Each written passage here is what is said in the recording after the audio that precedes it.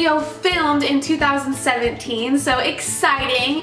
I'm so excited for today's video because I haven't done a full chocolate lovers type of recipe yet, and this one hits it out of the park with the chocolate lovers. This is a chocolate fudge cake with a chocolate ganache on top, and it is like chocolate heaven. This cake honestly reminds me of that cake from Matilda that Miss Trunchbull eats. Let me know if you know what I'm talking about, because it is honestly like that in a cupcake. It is so good and so delicious. These are what they look like. It's a little different from my normal big icing on top because it is the chocolate ganache, but that's okay. They've set up very nicely. They look so shiny and pretty. It's just something a little bit different. This is chocolate, chocolate, chocolate galore. If you like chocolate, I promise you're gonna love these. They are fudgy on the inside and glossy on the top. They are so pretty. Don't forget to like and subscribe this video so that you don't miss out on any videos that I post. I have some very exciting videos coming up for Valentine's Day, Easter, St. Patrick's Day, all the holidays. There are so many holidays coming up, and it's just a fun time, brand new year, a good time to try all types of new recipes that I never have before and share some good old ones with you guys. So yeah, if you want to learn how to make these chocolate cupcake and ganache icing cupcakes, then please keep watching. Alrighty, so to start off, I'm just gonna add my dry ingredients to my stand mixer, starting with 3 cups of flour. Next up, I'm gonna add my 3 cups of sugar to that, and then I'm gonna add together my 1.5 cups of cocoa powder. And you can do any cocoa powder of your choice. Then to finish off my dry ingredients, I'm gonna add together a tablespoon of baking soda, 1.5 teaspoons of baking powder, and 1.5 teaspoons of salt. And I'm going to mix those together on a low speed until combined. Then I'm just gonna add my wet ingredients to the dry mixture, starting with my eggs. I'm adding 4 eggs to this. And then next up, I'm just gonna add 1.5 cups of buttermilk, 1.5 cups of warm water, 1/2 cup of vegetable oil, and then 2 big teaspoons of vanilla extract. And I've been using this vanilla paste lately, and I've really been loving it. The flavor is so much stronger.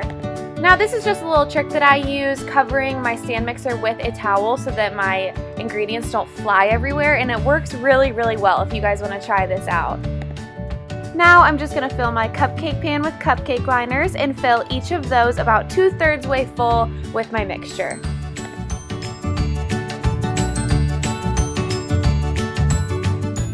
And then you'll just want to pop that into the oven at 350 degrees Fahrenheit and cook them for about 22 to 24 minutes.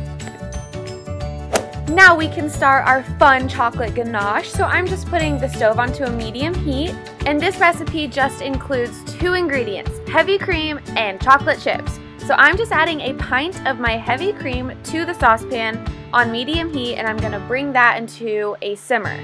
So you'll know when it's done when you start to see tiny little bubbles form around the edges, and when that happens, you'll then want to remove it from the heat onto a surface, and then you can add in your chocolate chips. So I'm just adding in 24 ounces, 1 whole bag of semi-sweet chocolate chips, and you'll want to mix this together until fully combined and there are no chunks in your mixture.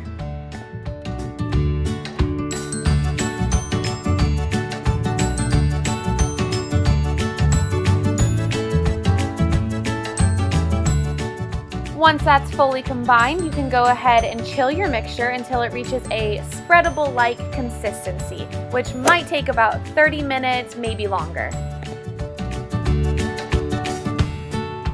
Once the ganache is chilled and ready to be spread, you can start icing each of your cupcakes. So I'm doing a different type of look than I normally would do. I love doing the high frosting on all my cupcakes, but I decided to do something a little bit different. So I'm just using a smaller spatula to put my ganache onto my cupcakes, and I'm just rounding out the edges and making it look pretty clean and just making sure that no icing is dripping off the sides.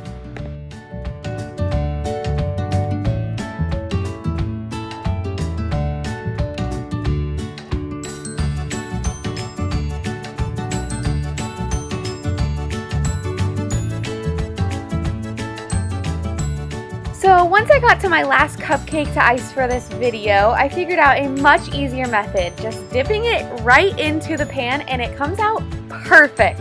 So I would definitely recommend doing this for all of them. That was my prettiest one that I had. Once they're chilled and they form, these come out so nicely. Look how sparkly they are in the sun. I mean, that is like a mirror. It's beautiful.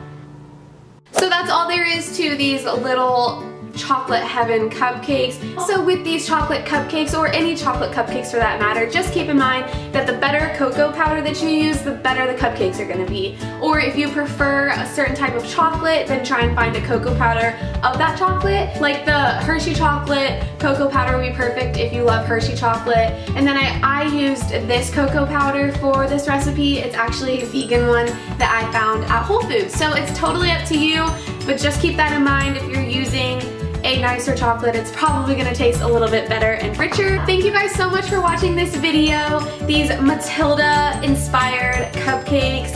I got this idea. I was actually watching Matilda over the holidays and I was like, I'm gonna try and recreate that cake. It looks so amazing. Why not try and put it to real life? And I think I did. I would love for you guys to try these out, and if you do, let me know.